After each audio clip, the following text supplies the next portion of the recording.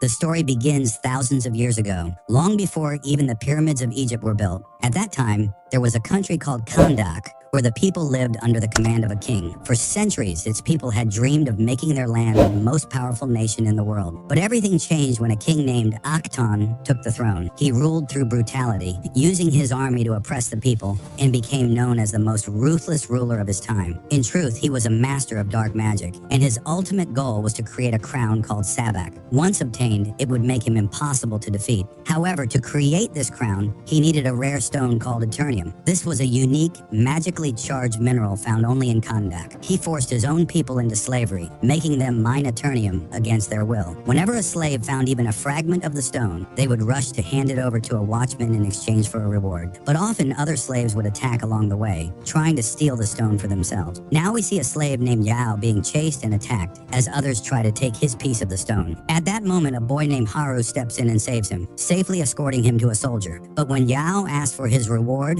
the soldier suddenly stabs him in the stomach and throws him off a cliff. Witnessing such a horrifying scene, Haru is shaken to his core. His father quickly pulls him away from the spot. Haru had always dreamed of freeing his people from slavery, but his father warned him every rebel before him had ended up buried in graves. Even so, he decided to unite the people and stand against the cruel king. Suddenly, he ran forward, snatched a piece of Eternium from a soldier's hand, and carved a symbol of freedom with his own hands, igniting a spark of rebellion in the hearts of the people. Akhenaten understood that this small spark could soon turn into a raging fire, so he ordered Haru to be executed in front of everyone. Even in his final moments, Haru continued to shout for freedom, but just as his head was about to be severed, something miraculous happened. The magical guardians of the earth had chosen him to restore peace. They granted him the powers of ancient gods, transforming him into an incredibly powerful being. By then, however, Akhenaten had already completed the Sebek crown. When Haru, now empowered, arrived at the palace to challenge him, Akhenaten unleashed the full dark power of the crown. A fierce battle followed, destroying the entire palace.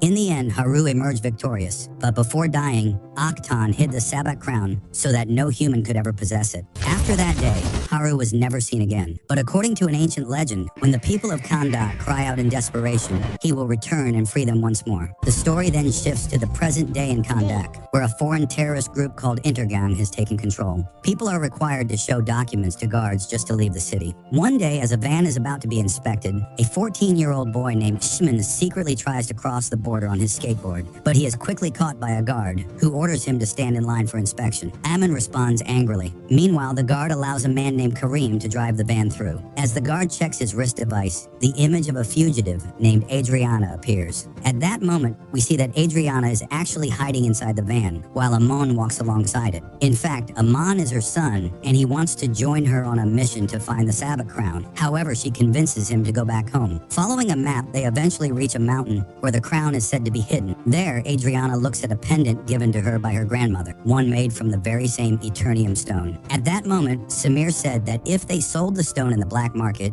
it would fetch a very high price. However, it was a family heirloom pendant that had been passed down for centuries, which is why it meant a great deal to Adriana. Then Karim, the driver and Adriana's brother, remarked sarcastically that she got the pendant, while all he inherited was an old coat and baldness. After reaching the mountain, the three of them began searching for the crown, while Karim stayed behind in the car to keep watch. As soon as they entered the mountain, Ismail suddenly disappeared, and Samir went looking for him. Outside, Karim was sitting in the car, listening to music, when he suddenly saw Samir falling down from the mountain. Karim immediately ran to help, but suddenly several soldiers surrounded him from all sides. Meanwhile, inside the mountain, Ismail suddenly appeared in front of Adriana, startling her. She asked where Samir was, and he casually replied that Samir had gone to get some fresh air. Soon, the two of them reached the tomb of Adam. Not far from there, the crown of Sabbath was right within reach, and Adriana leaped between two massive rocks and successfully claimed it. At that very moment, the soldiers who had captured Karim entered the cave and arrested Ismail. He shouted for Adriana to run, but the leader of the soldiers pointed a gun at Karim's head. To save her brother's life, Adriana decided to surrender herself. She bowed her head at Adam's tomb and recited a special incantation. Suddenly, a bright light filled the area, and a mysterious man appeared before them. He lifted one of the soldiers and killed him with powerful electric shocks. The remaining soldiers immediately opened fire on him. Taking advantage of the chaos, Adriana escaped with Karim. The soldier's bullets had no effect on the mysterious warrior. Using his incredible speed, he eliminated them effortlessly. Meanwhile, as Adriana was carrying the crown, a massive rock was about to fall on her. But at the last moment, the warrior saved her life. This warrior was Black Adam, who had been imprisoned inside the mountain for thousands of years. Now, after such a long time, he had finally emerged, only to face new enemies. Helicopters arrived and began attacking him, something he had never imagined, humans advancing this far in technology. On the other side, Adriana and Kareem reached their van and quickly drove away. She told him that she had successfully retrieved the crown and completed her mission. Not far from them, a fierce battle had already begun. Black Adam destroyed 2 helicopters by crashing them into each other, igniting a massive fire. Within moments, hundreds of vehicles filled with soldiers arrived, but he stood in one place and wiped them out with his powers. After destroying everything around him, he appeared in front of Adriana's van. Just then, a final soldier threw a bomb at him, but even the powerful explosion had no effect.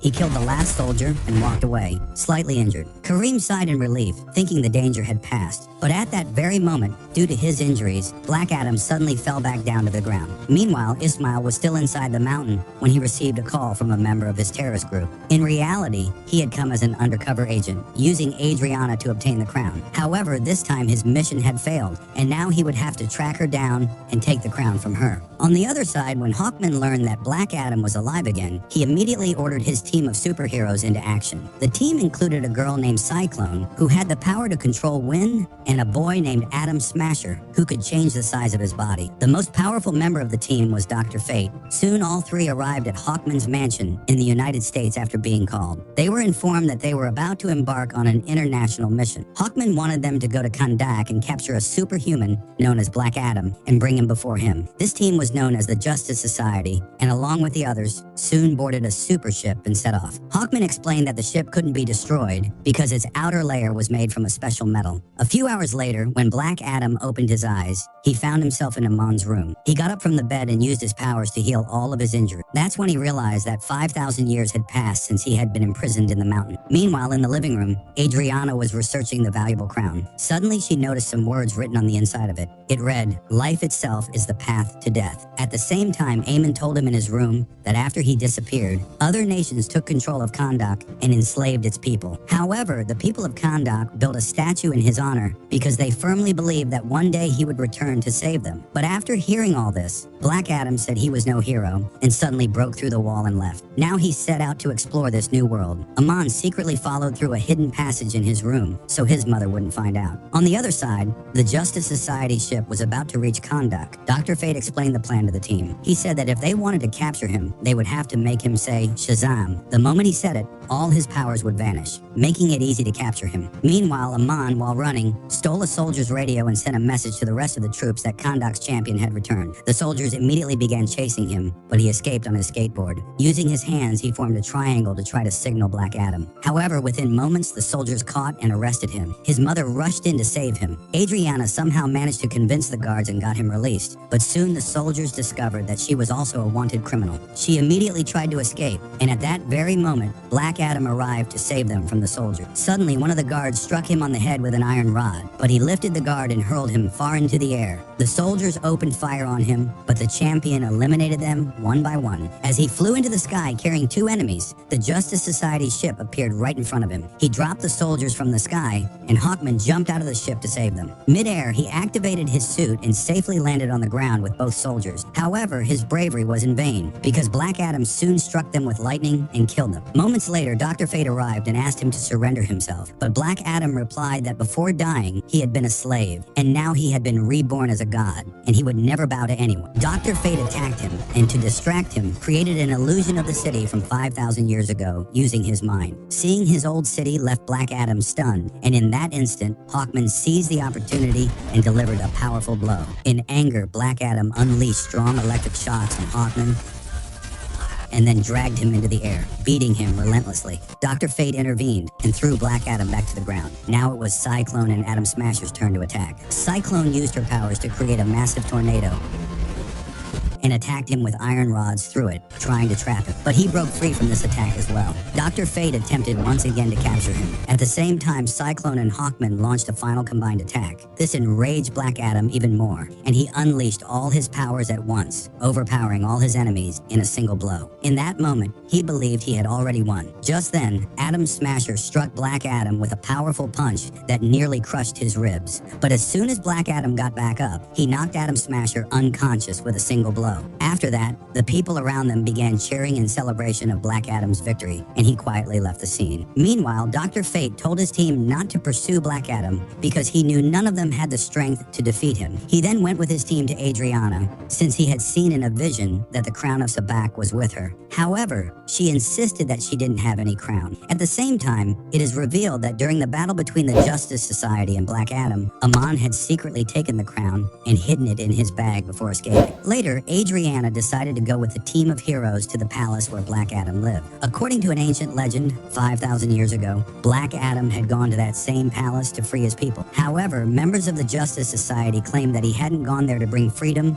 but to take revenge. Because of his overwhelming rage, his powers spiraled out of control, and the entire palace was destroyed. After that, the magical guardians of Earth declared that he was unworthy of using his powers and imprisoned him in a tomb. Eventually, after 5,000 years, Adriana was the one who set him free again. Now, when Adriana arrived in front of Black Adam with the heroes, he agreed to listen to her. On the other side, when Eamon returned home, he was shocked to see that Ishmael was still alive. Suddenly, Ishmael pointed a gun at him, revealing that he was a traitor who had come to steal the crown. He threatened Amon and Kareem, demanding that they hand over the bag. But Kareem couldn't let such a powerful crown fall into the hands of someone as dangerous as Ishmael, so he attacked him and told Amon to run away with the crown. During the struggle, Kareem was shot in the stomach, but by then, Amon had already escaped through a hidden passage in his room. Meanwhile, during the meeting between Black Adam and the Justice Society, Eamon called Adriana and told her everything that had happened. He explained that Intergang was relentlessly chasing him and that he was hiding inside a building. Hearing this, Adriana pleaded with Black Adam to save her son. Black Adam immediately set out to rescue him. When he arrived, he saw that the terrorists had already captured Amon. He demanded that they release him, but instead, one of them threw Amon down from above. At the last moment, Black Adam caught him and saved his life. He then moved to eliminate the remaining criminals, but during the chaos, Ishmael held a gun to Amon's head and took him away. He opened the bag and asked where the crown was, but Amon refused to say anything. Ishmael then took him hostage. When Black Adam learned about this, he was consumed with rage. Ishmael had hidden Eamon inside the trunk of a flying motorcycle. From there, Eamon managed to call his mother and told her that he had been captured. Hearing this, the Justice Society also set out on a mission to rescue him. Black Adam began searching each motorcycle one by one, taking down enemies along the way. Hawkman tried to stop him from killing people like that, but the champion wasn't someone who took orders from anyone. Eventually, he checked the last motorcycle and said that Amon wasn't there either. In reality, Ishmael had sent his men on the motorcycles just to distract him, while he himself escaped with Amon in a truck. Meanwhile, Dr. Fate arrived at Adriana's house, knowing that the crown was hidden there. When he got inside, he saw Kareem lying on the ground, badly wounded from a gunshot. Kareem's condition was extremely critical, and it felt like his final moments had arrived. But just then, Dr. Fate told him to stay calm. In reality, he could see the future, and he said that Kareem would not die today. He would be killed by an electric shock. Hearing this, Kareem felt relieved, though it also meant he might have to give up his work as an electrician. Kareem's treatment began aboard the ship,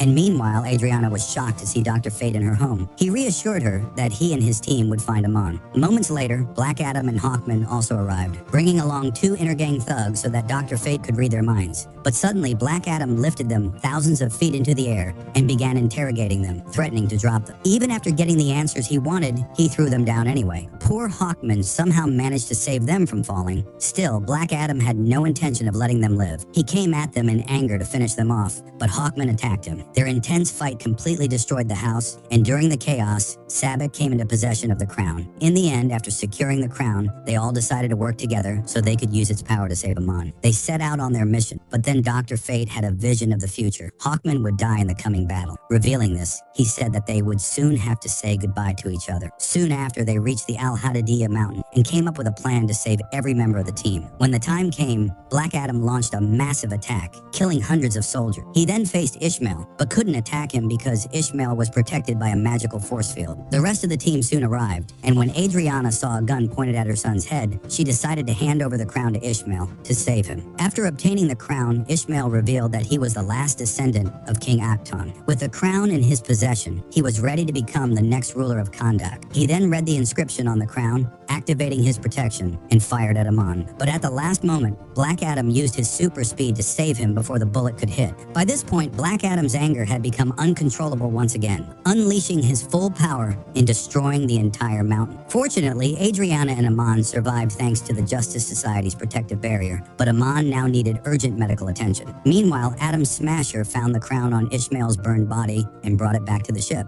At the same time, Hawkman followed Black Adam and found him standing in front of a statue of his son, Huru. In truth, the magical guardians of Earth had chosen Huru to receive divine powers so he could bring freedom to the people. But as Huru kept winning, King Akhton captured his parents. When the king was about to execute Huru's father, Huruata transferred all his powers to him at the last moment to save his life. However, he didn't realize that it would be the last day of his life. After giving his powers away, an archer from a distance shot an arrow straight into his heart, killing him instantly. Seeing this, his father, Teth Adam, was devastated. He knew his son would not have approved of his uncontrollable rage, so he decided to give up his powers. He entrusted this responsibility to Hawkman and made him promise that once he surrendered his powers, he would never be able to say the word Shazam again. The reason was that without saying it, he would never be able to regain his power. Hawkman then took him to an underwater facility. Amelia Harcourt, a scientist, was put in charge along with her team. She promised Hawkman that from that day forward, not a single word would come out of Black Adam's mouth. In reality, she had several other dangerous individuals imprisoned there as well. Meanwhile, something strange began happening in Ismail's corpse inside the ship's morgue. At the same time, Dr. Fate kept seeing the same vision over and over again. He couldn't understand why this was happening, especially since their mission had already been completed.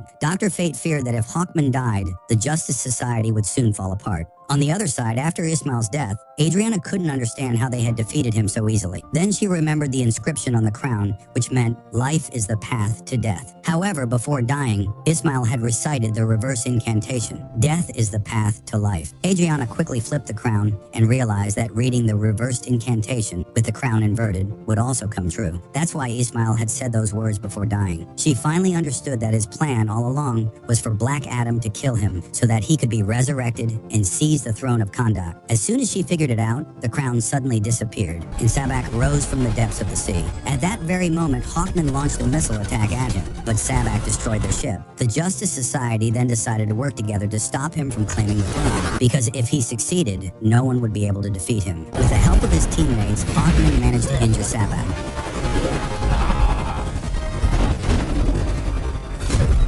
But when Sabak struck back, he was knocked unconscious. Dr. Fate realized that his vision of the future was about to come true. He created a protective barrier around the palace and prevented his team from entering. He was ready to sacrifice his own life to save his closest friend. For the first time, he couldn't clearly see what would happen next. Hawkman, however, refused to let his friend go like that. He tried to break through the barrier, but failed. Meanwhile, Dr. Fate left the others outside and went to stop Sabak alone. He believed Black Adam would come to help defeat him. During the battle, Dr. Fate sent a signal to Black Adam, indicating that only he could defeat Sabak. Using his powers, he freed him from his restraints. The guards rushed in to stop him, but even without his powers, he fought them off and leaped into the sea. At that same moment, Sabak delivered a final blow to Dr. Fate, shattering the palace's protective barrier. Hawkman realized his friend was taking his last breaths and rushed to save him, but by the time he arrived, Dr. Fate was already dead. Sabak took his place on the throne, unleashing a massive inferno and becoming the ruler of Kahndaq. His demonic army emerged from the underworld and began attacking civilians. Adriana stood ready to fight them, and her brother Kareem arrived at the scene. He wasn't afraid of the zombies, believing what Dr. Fate had said, that he would die by an electric shock. At Adriana's request, Amon called on the people to stand together and fight back. Meanwhile, Black Adam emerged from the sea and shouted, "Shazam!" regaining his powers instantly. Sabak attempted to assert his dominance by toppling the statue of Hurut. It was about to crush Amon when Black Adam arrived just in time and saved him. He then confronted Sabak directly, and Hawkman's life was spared. A fierce battle broke out between Black Adam and Sabak. Within moments, Sabak began gaining the upper hand, prompting Hawkman to step in. He attacked Sabak but was severely injured, just as Dr. Fate had foreseen. However, that wasn't his real body. Using Fate's helmet, he had created multiple copies of himself, and together they launched a coordinated attack. At the same time, Black Adam used his immense strength to tear Sabak's body into two halves. Instantly, all the underworld zombies vanished. The people erupted in celebration, cheering in victory. Despite their differences, Black Adam and Hawkman extended a hand of friendship to each other. In the end, Dr. Fate's helmet, having fulfilled its purpose, disappeared on its own. The Justice Society decided to abandon their mission to capture Black Adam, as he had saved everyone. The team returned to the United States, while Black Adam remained in Kahndaq. He sat on the throne, and the people asked him to rule as their king. But in a single moment, he destroyed the throne, putting an end to that idea. He declared that he did not want to be their king, but their protector.